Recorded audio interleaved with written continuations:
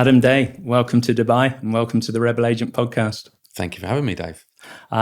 You've literally just got off the plane, haven't you, coming over from the UK? Yeah, so. a few hours ago. I mean, it's a long way to come for a podcast. But this is how big it's become for you, Dave. So I thought I better get myself over here. That's great. I do appreciate it. No worries. Maybe you can just give a bit about your background, introduce yourself. Yeah, so I started an estate agency in the UK in 1997 for a small independent traditional estate agency business back then. 2006, I did 9 years there, worked my way up to the youngest manager in the network, blah, blah, blah, that kind of thing. And then in 2006, we'd had this thing called the internet that had come along, 4 or 5 years earlier. And I felt that the internet would allow us to have, not have bricks and mortar, basically, be able to charge lower fees, which I was wrong. We can probably talk about that later. But, yeah, at the time, that was what I felt was the market needed.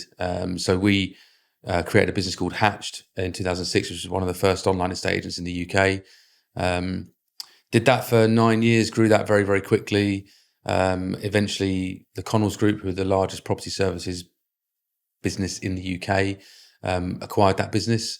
Messed around for a couple of years with a couple of failed projects, shall we say, and then landed a company called eXp, or launched eXp in the UK. So we were I was the first agent outside of America and Canada in the world to sort of trial and guinea pig this new model of real estate agency in the UK. So I've been doing that ever since. Yeah, and you mentioned they were failed projects, but nevertheless you were selected for those projects, and I'm sure you gained a lot of experience working on those that has been helpful with eXp. Absolutely, yeah. The best one was a company called Easy Property. So if anyone's been to the UK before, they'll have seen orange planes. It's a big brand, isn't it? Massive in the UK. brand, EasyJet. And so Easy Property was kind of a spin-off of, it wasn't part of EasyJet, it was part of the Easy Property, the Easy brand of companies. And so I was heading up Easy Property. And at the time, I only did it for about 14 months. But for me, what it taught me was how to work with agents, because I'd been B2C, business to customer. I'd worked for the previous, 15, 16 years or whatever it was. And then all of a sudden with Easy Property, I was thrust into the limelight of providing agents with a service, because Easy Property was a license that we sold to the agents. And so little did I know that would actually stand me in really good stead for eXp, but it was a complete disaster. But it was a brilliant sort of, I say, grounding for me with the eXp model now. So it was 2019 that eXp came to the UK. Yeah, so I got the role in April 2019. We launched the business in November 2019. And then COVID came along 4 months later. But so 2019. But it has been phenomenal growth because you've got over 500 agents now in the UK. Yeah, but approaching 600, 560, 565 agents, something like that. So, is it that high? Yeah, I mean, I think we're the fastest growing estate agency, real estate business in the UK with no above the line marketing spend. So I think others have got there more quickly, only just though, but it's cost them hundreds of millions of pounds to get to those number one, number two positions.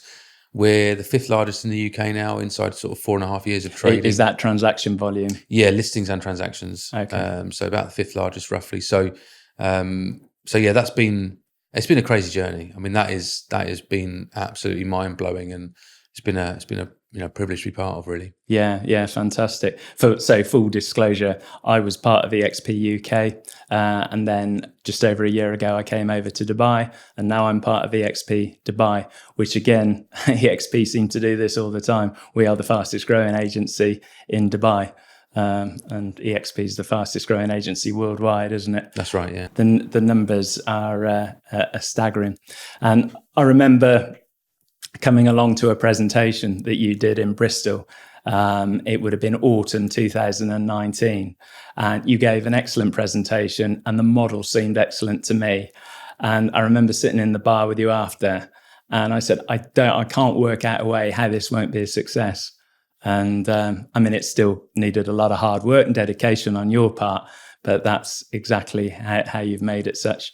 Can you go into some, apart from your hard work, your experience, can you go into some of the reasons for its success in the UK and worldwide? Yeah, I mean, I remember that meeting as well. I remember we stayed up a bit late, didn't we? Yeah. And probably It was had a good night. sore heads in the next morning, I'd imagine. But yeah, no, I remember a lot of people used to say to me, "It looks too good to be true" as well. You know, Yeah. there was this model in front of them and you've already said, "How can this not be a success?" You probably came at it from a much more positive angle than a lot of people, which is this is too good to be true. They're kind of the same thing, aren't they? Really, but. Obviously not too good to be true because it does exist and the model hasn't really changed. It's only got better actually in the last 4 or 5 years in the UK. So, and I think that's probably the reason for the success is, well, there's a few reasons. I mean, I like to take 5% of the claim. We can give you a bit more than that. But in all seriousness, it's the model.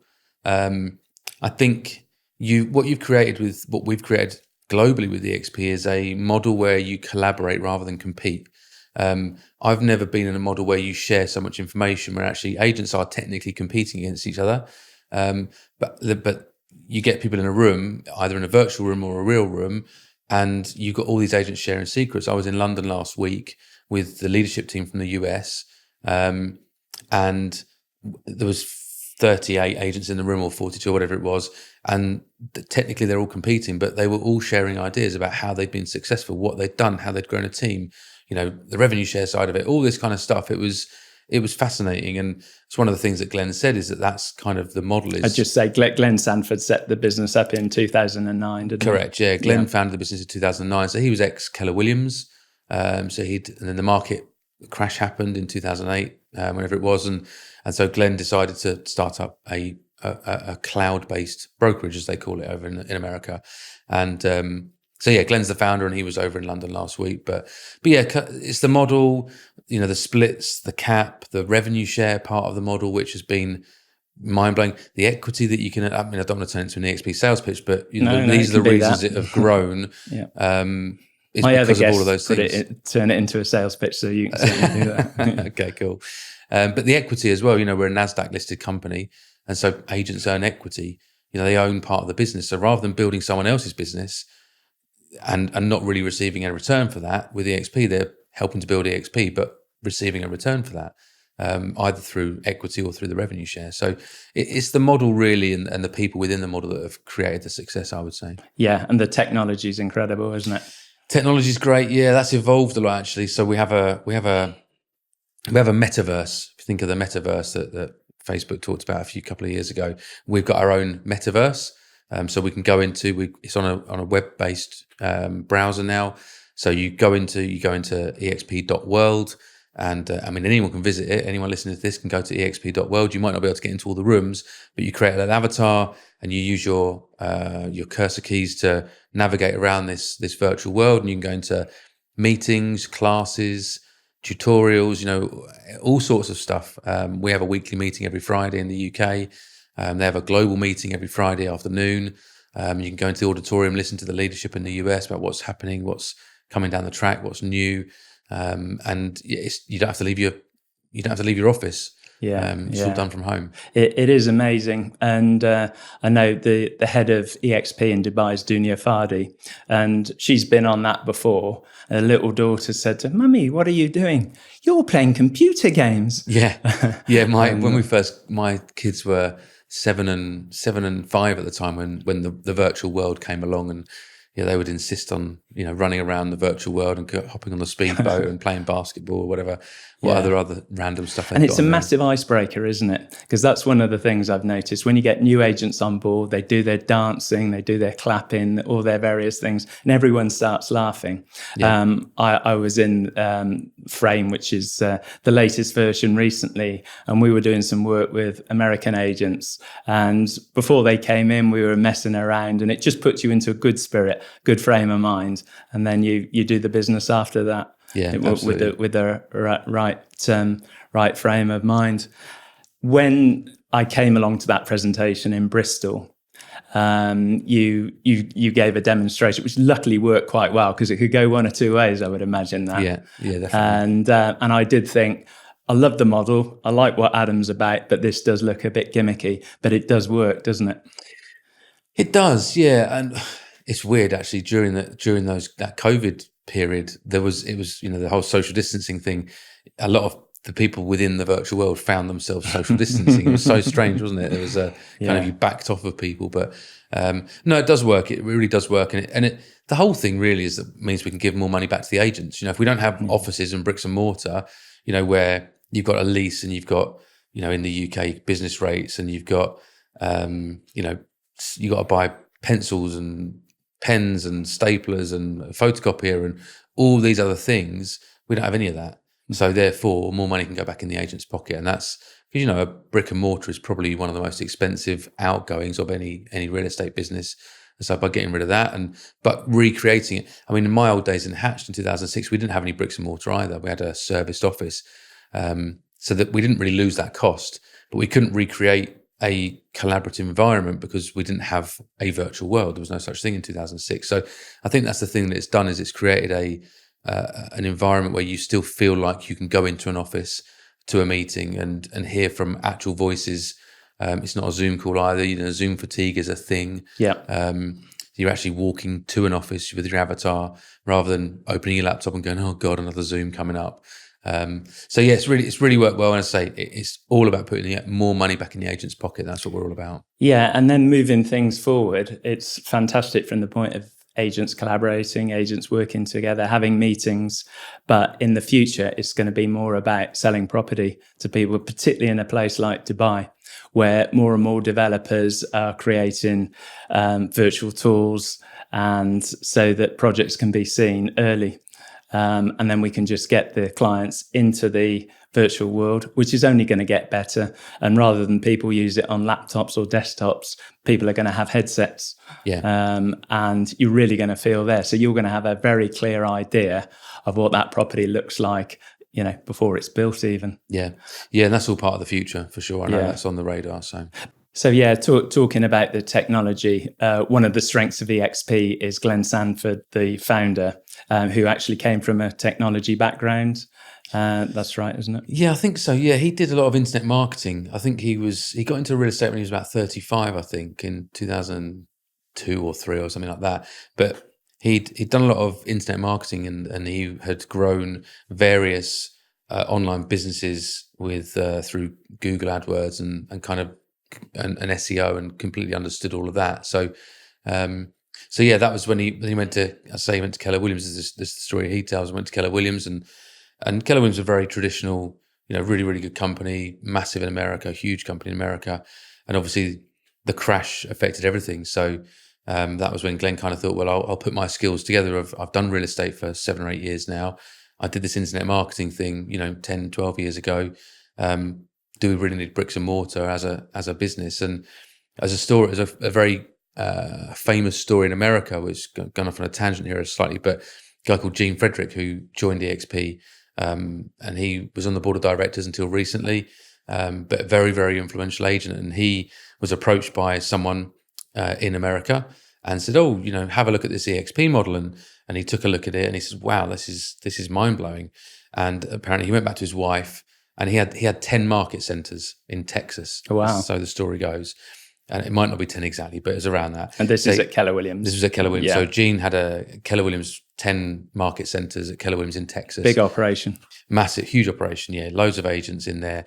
And he saw the eXp model in 2013, 14, whenever it was, in the early days. And he kind of went, wow, this is a mind-blowing model. He went back to his wife and he said, Mrs. Fredericks, I can't remember her first name now, so I apologise, Mrs. Fredericks, if you ever listen to this. But he said to his wife, would you rather have 10 Blockbuster shops or would you rather own Netflix? And of course, she said, I'd rather own Netflix. And so the story goes, literally the next day, he went in, handed his notice in, sold all his 10 market centres and joined eXp. Wow, and now he's one of the biggest agents in America with, what he's done. And I say ended up on the board of directors, super influential, really nice guy. Look him up, Gene Fredericks, Gene Fredericks. Yeah, I've seen him online. He's, very impressive. So Glenn Sanford's just recently stepped down as CEO. Well, he's now head of eXp World Holdings, is it? That's right. Yeah. So he's Leo Pereira. Yeah, that's right. He's fired himself, as he proudly says all the time. Every time I've seen him recently.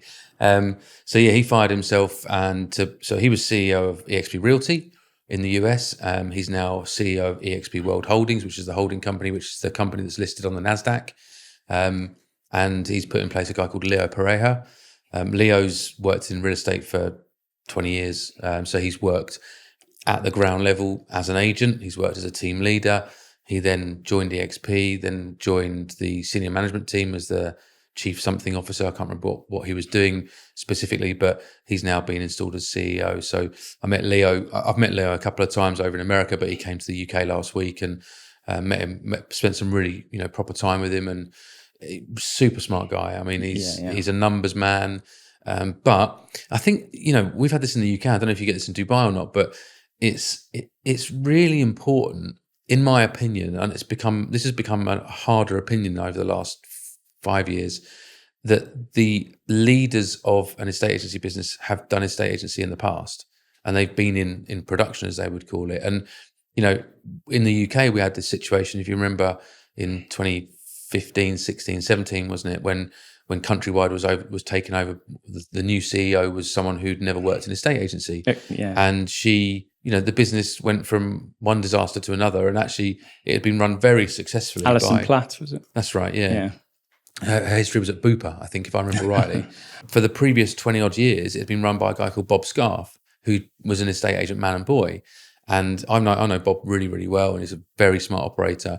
But I'm sure Alison Platt is a very smart operator. She wouldn't get to the top of Bupa if she wasn't, but she'd never done estate agency. And so I think, I've done estate agency all my life, sold houses at the ground level. eXp's been successful in the UK so far. And Leo, Glenn, Michael Valdez, all the senior leadership that came over last week, they've all done real estate. They've all sold property all over, mainly in Florida, those guys. And I think Glenn used to sell properties in Washington State, but they've all done real estate.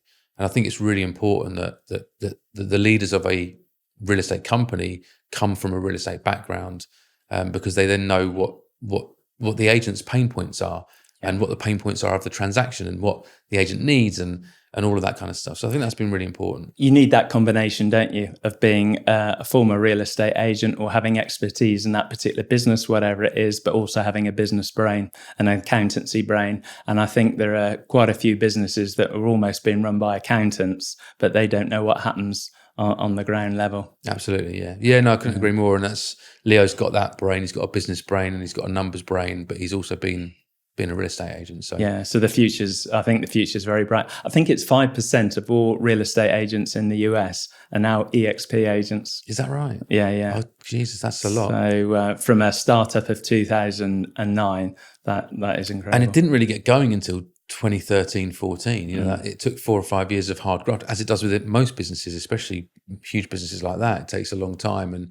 But then the acceleration from 2014 to today, 2024. I mean, I joined in 2019. I'm sure we went to a conference in Orlando to announce the UK being launched, and me being the first agent outside America and Canada. And I was sat on stage in front of 2,500 real estate agents at this event in Orlando, which was nuts. And there was about 19,000 agents at that point, if I remember rightly. I'm sure that's what I read somewhere or saw somewhere in the lead up to that. And it was it was that was probably one of the best days of my life, actually. And you came off stage in America, they're crazy. They want a photo of you, and they don't want autographs. It's not quite autographs, but they want a selfie and they want a photo, and oh my God, it's a UK guy, and all this kind of stuff. And hopefully none of my American colleagues are listening to my American accent, but yeah, that was 19,000 in 2019 when I joined, and it's now 85 something. And then if you look at the countries, the UK was, am I right in saying, was the third country that they moved into? As you said, so 2019, the third country, and when now Dubai is the 24th place that they've opened in. Correct, yeah. So we did UK, then Australia, and then it was a whole load of countries like South Africa, India, France, Spain, Italy, Portugal, Greece. Then we went into Colombia and Chile and Puerto Rico, and we're in New Zealand as well, and obviously Dubai also. So 24 countries, and I would imagine we sort of have said, right, we've got the key markets we want to be in, This is from the outside looking in. I'm not that privy to all the sensitive information, but I'm not important enough. It's way above my pay grade. But yeah, my understanding is there's probably going to be another couple of countries on the radar this year, and then we'll continue to build from there where we see the opportunities. I think that's really important. Again, Glenn, Leo, Michael Valdez, who's the Chief Growth Officer, they're very sensible about which markets do we want to go into, which markets does it make sense for the agent, for the business, for the consumer, where everybody's going to win out of it. And that's really important for the leadership team to identify those countries. Yeah. And I think what they're very good at is picking the right, I mean, I'm not trying to flatter you, but they pick very good leaders. You've done a fantastic job. If you just look at the numbers in the UK, Dunia's doing an amazing job here, and they seem to be very switched on and picking the right people. And those leaders almost run it like their own business, don't they? I mean, the similarity between you and Dunia. I mean, you contemplated setting up your own operation before eXp approached you. Is that right? I did, yeah. And Dunia are exactly the same here. Really? Okay. So they go for people with that kind of mindset, who then go on to be very entrepreneurial and exactly the right mindset for eXp, I think. I was on I actually registered the domain name. It was beltandbraces.com. So I'm glad you went to eXp. Yeah. Well, beltandbraces.com. If anyone wants to, I only paid £1,800 for that, so I'll sell it now for 2,500. But I think that's a bargain. 5 years on, 6 years on. But the idea, I was going to set up Belt and Braces. I'd done a couple of disastrous jobs, as I said earlier, but and then eXp came along, and I looked at what I could create with my, I guess, limited funds properly from scratch, as if I was eXp in 2009, or what could I create with that was very, very similar in model. It was strange how similar the models were going to be, my beltandbraces.com compared to what I could create with eXp. And so, with the backing of a company like that, and I've always thought I should have been born in America. You've got the accent. Yeah, I've got the accent. I've nailed the accent. But I think their mindset is incredible. I thought I could take over the UK. That was with Hatched. I had that mindset but these guys in America, they think they can take over the world, and that's what's changed my mindset. Well, they're the descendants of the go-ahead Europeans that moved to America years ago, aren't they? A lot of them. Yeah. And so it's almost in their DNA. Yeah. So you mentioned mindset there. What sort of mindset makes a good agent? It's a good question. So over the last 5 years, I say I've been working with agents and helping them to grow their business. I think mindset is probably the single most important thing to achieve anything actually in life. And I often talk. We've got a couple of ambassadors in the UK called. Those UK listeners might know who these guys are of a certain age. Me and you will know them, Dave, but Roger Black and Steve Backley. So Roger Black was a 400-meter runner. He won silver at the Olympics against Michael Johnson, I think, came first, that legend of the track. And Steve Backley was a javelin thrower. And so anyway, we worked with Roger at a roadshow we did a couple of years ago, and Roger did a speech and he did a keynote at the end of each of our roadshows. Anyway, Roger loved the business so much that we decided to work together on, him becoming an ambassador of the business. And it really fitted in well for us because Roger and Steve have got a unique mind. No, not unique. That's unfair because lots of people have this mindset. But it really hammered home to me how important it is to have the right mindset. And that is one of, I call it an Olympic mindset. I think an Olympic mindset. So you've got to think of in 4-year chunks. This is how I think of life. I'm a long-term thinker. I think of what am I going to do today that's going to impact my life in 5, 10, 15 years. And I've always thought like that for some reason. Don't know why or how, but I just have. But the 4-year Olympic mindset is much easier to remember for people. If you start thinking about if you want to win gold at the Olympics, you've got to work today to get to the 2028 Olympics in LA. And I plan to go to the LA 2028 Olympics. Oh, great. That's because it's my 50th. I'll be 50 that year. So that's part of the plan. But they're coming up in Paris. But anyone who wants to win gold in that LA needs to start working today. Yeah. They can't start working 2 years before or a year before. And I think but you've got to have that mindset. So you've got to have the goal, and having a goal and or a why, and a why has to be really big. my why is to change estate agency in the UK. I mean, how do I ever measure that? I think a why sometimes has to be something you can't measure, because you'll never achieve it. So therefore, you're always fighting to get it, and actually you'll never get there. You've got to be careful with that, because I don't want to be disappointed in 9 years' time when I want to retire when I'm 55. That's the plan. When I haven't changed estate agency, because I've never put a metric in place of what is changing estate agency. So I think but that's been my mindset from 2006, was how can I change estate agency for the better? And at the time, it was always about the consumer for me. Since eXp, it's become about the consumer and the agent. How do I change estate agency so that the consumer wins and the estate agent wins? That's my big why for the last 5 years. So, and that's all to do with mindset. It's been, I've drilled it into my mind. I have a whiteboard in my office. I write down my goals. I write my targets. I've got on the center of my whiteboard to change estate agency. So every time I walk into my office at home, my home office, I see that, and subconsciously it goes in. And so every time I have a conversation with someone about joining, or a conversation with someone who's thinking about leaving, who's struggling, how can I help them to succeed? Because for every single agent I help succeed, I'm one agent closer to changing estate agency in the UK and hopefully globally. That's because estate agency can be shaken up, and there's the model out there for that. And again, without being a sales pitch, that is eXp in my opinion. Yeah, you've got to have those aims, haven't you? And I think you will take eXp to number one in the UK. It's going in the right direction, isn't it? That's the plan. So that's mindset. What else would you? What other tips would you give to agents? So, and there's no real sort of tangible tips, if that makes sense. So, big why, setting your goals, and having the right mindset, consistency. I watched a great video on TikTok recently, and it said, it was kind of arguing with what I'm just saying. Actually, I'm going to slightly contradict it. But this guy was in a cold plunge pool, and I do a cold plunge pool every morning. So I got one for my birthday about 3 months ago. They're great. And in the UK, it's like 4 degrees in February, so it's tough work. But and this guy was in a plunge pool, and he said motivation can kill you. If you try to be motivated, then you will find days when you're not motivated. Motivation is an emotion. And sometimes you feel like you're motivated, and other times you're not motivated. He said discipline is an action. Discipline is way more important than motivation, because motivation can wane, motivation can disappear. And what he was saying is that discipline is the most important thing. And it really landed with me, because if you are disciplined in the actions that you take, then you will be successful in whatever you want to be successful in. So I say, I'm still talking about mindset, really.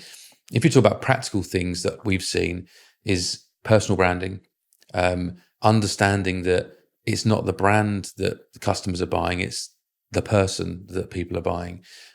We've never understood that in the UK until the last 5 years, because not a single estate agency business in the UK has ever put their people front and centre. They've always made it about the brand. It's always been about Connells or Purple Bricks or Your Move or Hart or Rees Rains or whoever it might be. And I was guilty of that with Hatched. It was always about the brand. It was never about the people. And actually, the reason we were good in one town with Hatched was because the person in that town was good. And the reason we weren't so good in another town was because that person wasn't so good. And so with the eXp model in the UK, anyway, it's, they're buying Adam Day. They're not buying eXp. And I think, so creating a personal brand, having those personal connections, you can create a personal brand really, really easy on social media now. You've got to be prepared to do video. You've got to be prepared to get out of your comfort zone.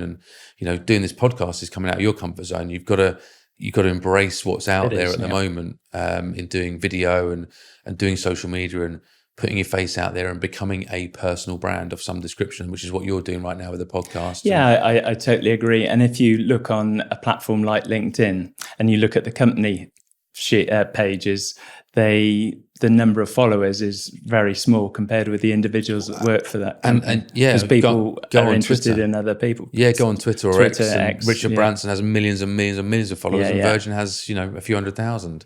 Yeah. It's about personal branding. It's so important to be that person that is, I think, approachable. That I was going to say have an opinion. You shouldn't have too wide an opinion. But I was in America a couple of years ago at a conference, and they had a stage about personal branding, and there was a guy on stage, and he said, all I talk about on social media is right-wing politics and cats. and I was like, wow, you're talking about politics. That's dangerous. I mean, that's super dangerous to talk about politics, in my opinion. But what he said was really insightful. Now, whether you agree with right-wing politics or not, it's irrelevant. What he said is, I attract people who also like right-wing politics and cats. Definitely. So therefore, I'm dealing with people who I get on with, that are my people, my tribe, if you like. And so he said, that's just what I talk about. And he said, I know that's dangerous to talk about politics, and I'm going to alienate half of the population, if not more than that. But you're going to get interaction, aren't you? But you're going to get interaction. I mean, I say I avoid politics and all those other spiky, religion and all that kind of stuff, because it's just not. You're always going to divide the audience, in my opinion. I don't think you should divide the audience, but you need to try and bring the audience with you, with your information, your insight. A day in the life of all of these little things. A day in the life of is a great way to tell a story of a day in the life of a real estate agent. That's not going to divide opinion. It's going to get people interested. Yeah. I'm fascinated by cooking and fine dining. Not that I go to many, but I'm always trying to peer into the kitchen where they're cooking to see what they're doing. And if only people actually did some content, that's just content marketing. Yep. If they did that content marketing, I would be binging that information and watching it. And I would be trying to make those recipes myself, or I'd be going to the restaurant because I understand that I can't make those recipes myself. And that's what you do with, the real estate story, is you talk about the day in the life of a real estate agent, and people think, oh, I can do that myself. And then they realize they come up to a blocker where they don't know the answer to a certain question. So, oh, do you know what? I'll call Dave Allen because he was the one that told me a day in the life of. So content marketing, getting on video, social media, create a personal brand. They're the tangible things you can do, but you've got to have the right mindset in the first place. Totally agree. Yeah. Before we look to wrap up, what does the future hold for Adam Day and for eXp UK? You've talked about retirement at 55. Realistically, what does the... Because you're not going to sit on a beach, are you? And, no, I wouldn't have thought so. No, again, that mindset is just, it's always worrying. But I mean, I love doing what I do. I think we've found the model that I've been searching for since 2005, or I'll argue 1997, since I started an estate agency. And so I love the eXp model. I love how it's changing lives. I love being part of that and being the head of it, I guess. There's going to be a time when I'm not the right person for that role, because you need sometimes, I'm a business builder. That's what I do. I do business building and growth. And there'll be a point in time, as there is with any business, when you start to plateau and you need a safe pair of hands at that point. And I'm not a safe pair of hands. I'm an out there trailblazer. Well, yeah, well, you said that, but I'll take it, definitely. And so there'll be a time when, and I'll know when that time is. It's not any time soon. It's not in the next 5 years, I don't think. So no, I'm going to keep doing the eXp thing, keep banging the drum on that, keep traveling around the world. I was in Portugal a couple of weeks ago, Spain a couple of weeks before that at eXp events. I go to America twice a year. I'm here obviously this week, so I'm delighted to be here, and I'm going to try and get around to some other countries as well where eXp are, just because I love it. I just think we should be spreading the word and trying to help change Very more much agents' so. lives. Yeah.